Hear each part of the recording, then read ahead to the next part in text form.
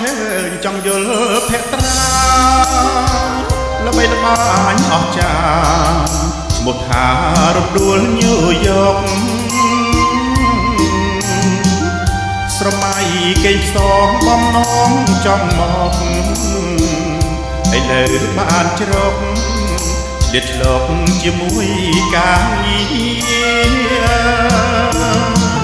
ចិត្តសែនរំភើបពេលដែលបានស្គាល់រស់នៅដល់តលសំផងពិតជារមណីដូចការក្រពុំល្អស្រស់សោភាចង់បានពុំងារជាគ្នារួមភក្តី បងនៅសែនឆ្ងាយចិត្តនៅតែនឹកយប់ថ្ងៃល្ងាចព្រឹកនឹកតារូបស្រស់ពិសីរតនាមេបងសូមអូនប្រណីចិត្តស្មងភក្តី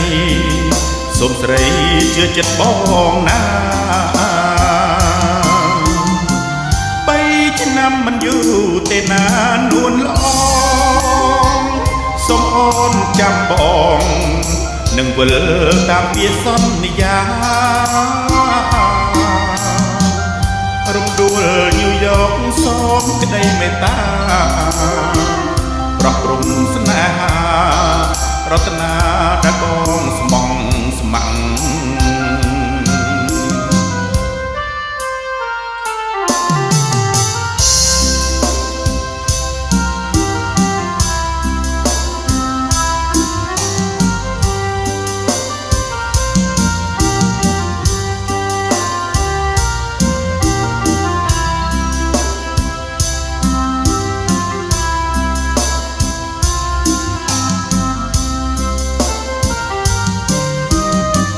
បងនៅសែនឆ្ងាយចិត្តនៅតែនឹក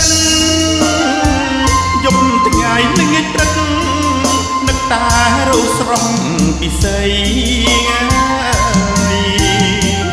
រតនាមានបងសូមអូនប្រណីចិត្តស្មងភក្តីសូមស្រីជឿចិត្តបងណាឆ្នាំមិនយូរទេណានួនល្អសូមអូនចាំបងនឹងវិលតាមវាសន្យារំដួលញូវយកសូមក្តីមេត្តាប្រោះព្រំស្នេហារតនា